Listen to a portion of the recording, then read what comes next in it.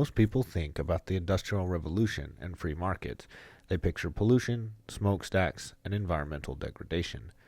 And while industrial production does create pollution, this narrative is fundamentally incomplete. What if I told you that the net effect of capitalism has been dramatic improvement in environmental quality for ordinary people? That's precisely what the evidence shows, and the story is far more fascinating than conventional wisdom suggests. Let me begin with a historical case that illustrates just how recent our environmental improvements are. The year is 1924. Calvin Coolidge Jr., the 16-year-old son of President Calvin Coolidge, is playing tennis on the White House lawn. During the game, he develops a blister on his toe. Within 1 week, the president's son is dead, killed by bacterial infection from that blister. Consider the significance.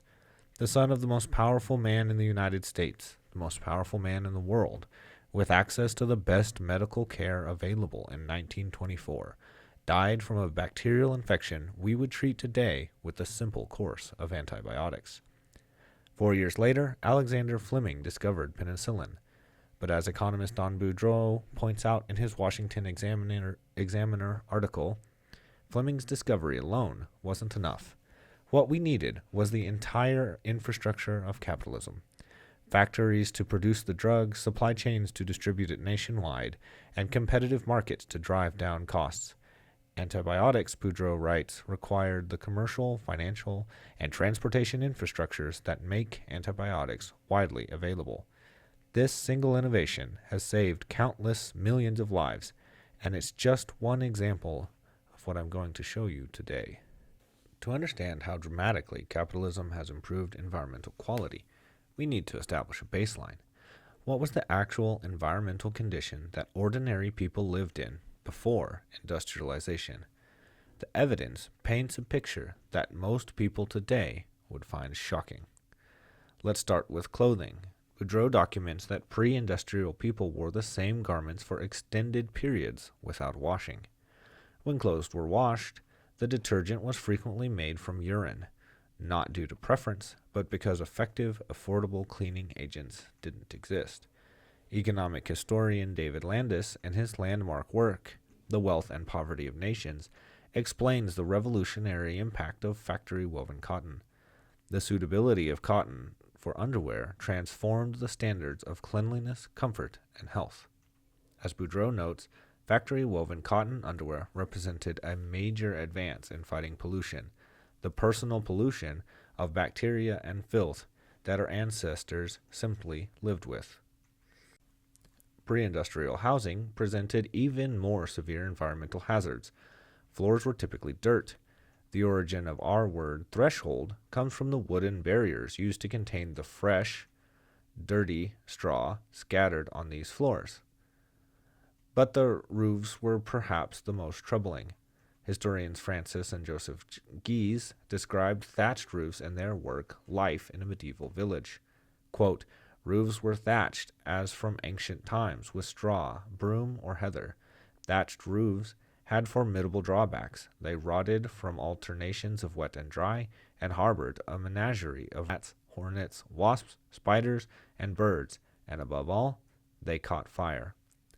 The consequences were documented by historian Fernand Braudel in The Structures of Everyday Life. Quote, fleas, lice, and bugs conquered London as well as Paris, rich interiors as well as poor. Urban environments were even worse. Braudel describes late 18th century Parisian streets. Chamber pots, as always, continued to be emptied out of windows. The streets were sewers. This wasn't ancient history. This was the reality of daily life in major European cities just a few generations ago.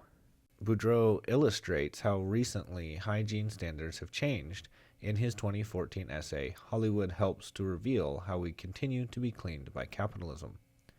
In the 1957 Billy Wilder film, Love in the Afternoon, Audrey Hepburn plays a young Parisian woman who falls in love. Her father, a private investigator played by Maurice Chevalier, deduces that his daughter is in love from a single observation. She had washed her hair 17 times in 3 weeks. The father's famous line, quote, "In the past 3 weeks you've washed your hair 17 times," is presented as evidence that she's making extraordinary efforts to appear attractive. Think about what this reveals. In 1957's Paris, an advanced, industrialized economy, washing one's hair 17 times in 21 days was considered excessive. Today, many people wash their hair daily. 21 times in 3 weeks would be considered completely routine. As Boudreau observes, compared to today, it was noticeably more costly, even as recently as 57 years ago, in an industrialized and advanced economy, for middle-class folks to practice many instances of personal hygiene, practices that today we take for granted. In the film, Hepburn's character is shown washing her hair in a small sink with a primitive faucet. The costs, in time, effort, and resources, were significantly higher than today. This cultural shift didn't happen by accident. It happened because markets made the tools of hygiene increasingly affordable and convenient. Let's examine the specific innovations that transformed our immediate environment. Boudreau launched his Cleaned by Capitalism series in 2009 on his blog Café Hayek to document these oft-overlooked improvements. His first post featured a photograph from Dulles International Airport showing an ingenious bathroom entrance design. As he described it, it prevents persons outside the men's room from seeing what goes on inside, and yet there are no doors or doorknobs that must be touched in order to enter or exit. The innovation, eliminating touch points that transmit bacteria. Inside, automatic flush mechanisms represent another advance. Automatic flushers that require no touching of knobs or handles, are a further advance in reducing bacterial transmission. Seemingly minor innovations matter. In 2019, Boudreau documented urinal liners, writing, "This addition to our capitalist cleanliness is small, but the many such small additions to our capitalist cleanliness add up to make our lives cleaner, more pleasant, and safer than any time in history." Consider the automatic dishwasher. In a 2012 post, Boudreau describes it as this incredible electricity-powered anti-pollutant machine that protects us from the daily up-and-close personal pollution of bacteria from food particles. The machine combines hot water under pressure with specialized detergents to sanitize dishes far more effectively than hand washing. As Boudreau points out, dishwashers are essentially recycling machines. They help us to safely reuse time and again our dishes and utensils. The market produces countless modest innovations. Professor Stuart Domp notes a few additional examples. Food irradiation that not only increases shelf life, but lessens the chance of infectious pathogens sickening customers, and RFID-enabled credit cards that eliminate the need to handle bacteria-laden currency. Even hand sanitizer stations, which Boudreau photographed at a Whole Foods location, represent one of the many small ways that our lives are cleaned by capitalism. Now let's examine what happens when well-intentioned government regulations intersect with these market-driven environmental improvements.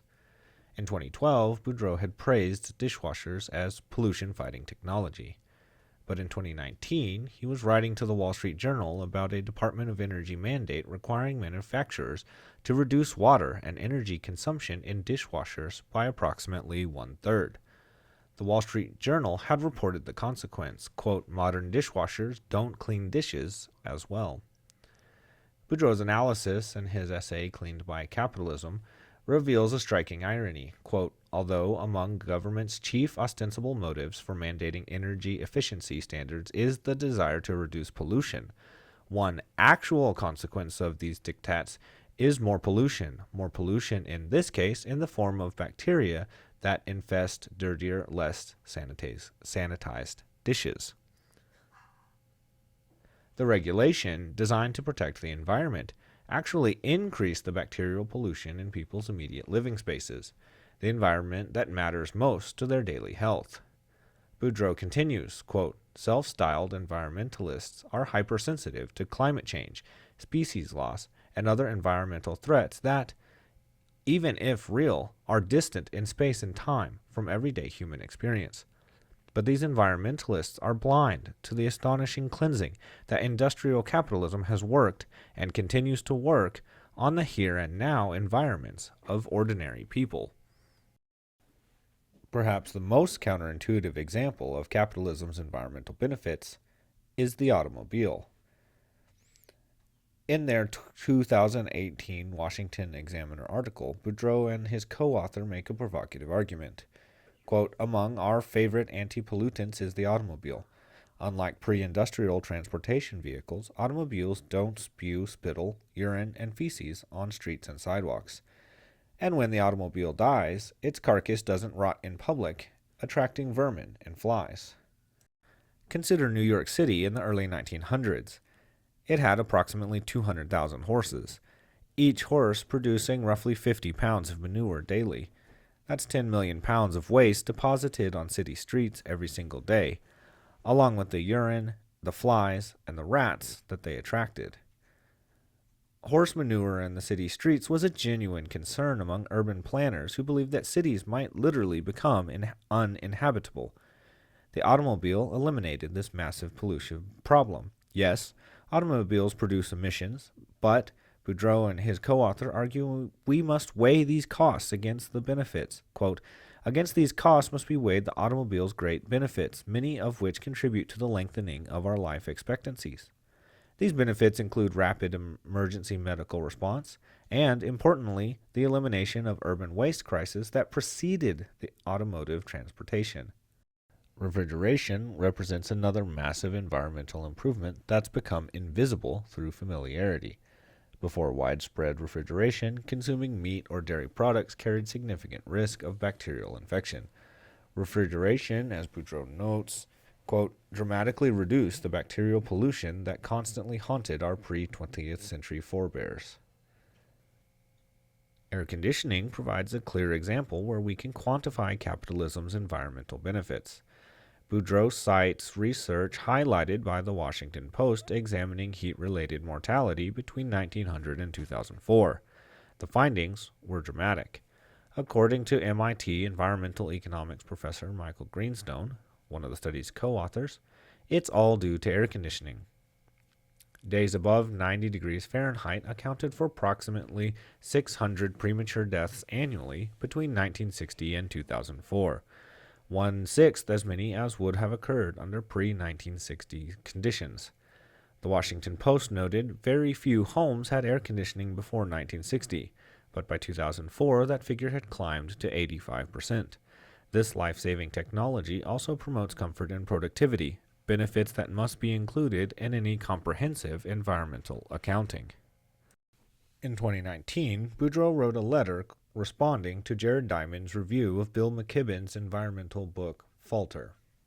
Diamond and McKibben expressed concern about asphalt roof shingles, specifically about how, quote, their manufacture and distribution depend on multiple big systems that are allegedly at increasing risk because of their scale, complexity, and susceptibility to disruption. Boudreau's response cuts to the heart of the issue, quote, forget that this product has been used for over a century without any disruption. Instead, recognize that the low price of asphalt shingles helps to ensure that nearly all people in capitalist economies have hard roofs over their heads. Before the industrial age, hard roofs were a luxury. He then reminds readers of the alternative, those thatched roofs that harbored vermin and caught fire. His conclusion is pointed. It would be refreshing if, for once, environmentalists, such as Diamond and McKibben, acknowledged this and the many other ways that industrialization makes everyday human life cleaner and safer. But this acknowledgement rarely comes, because it contradicts the prevailing narrative about capitalism and the environment.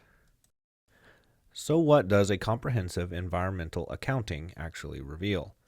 Boudreau argues, quote, there's no question that the environment in which modern humans live is immeasurably cleaner, safer, and more pleasant than was the filthy and dangerous environment in which all of our pre-industrial ancestors lived.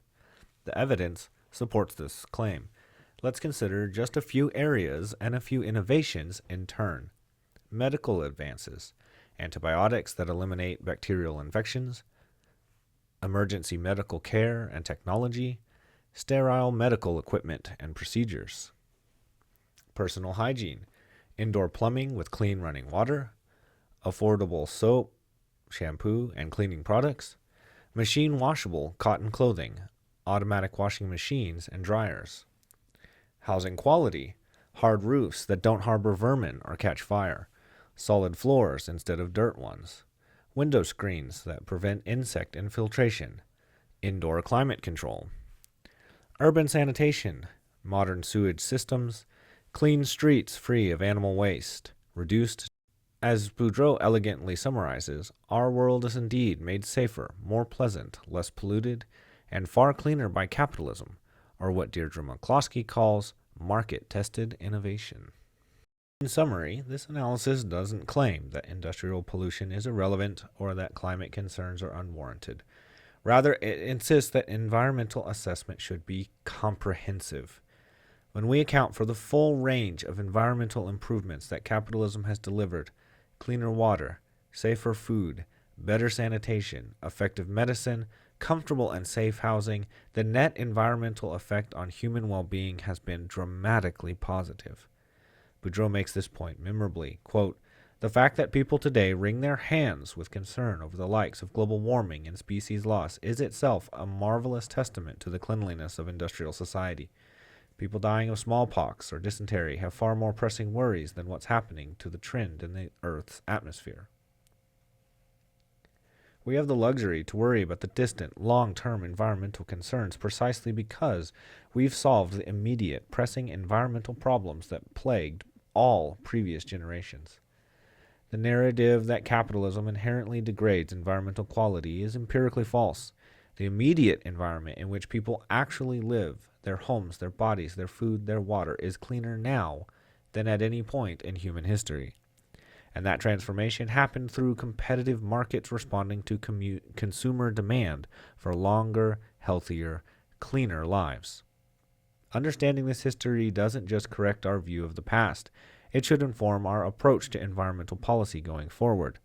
Before implementing regulations that restrict market innovation, we should carefully consider whether we're actually improving environmental quality or merely substituting visible concerns for invisible benefits.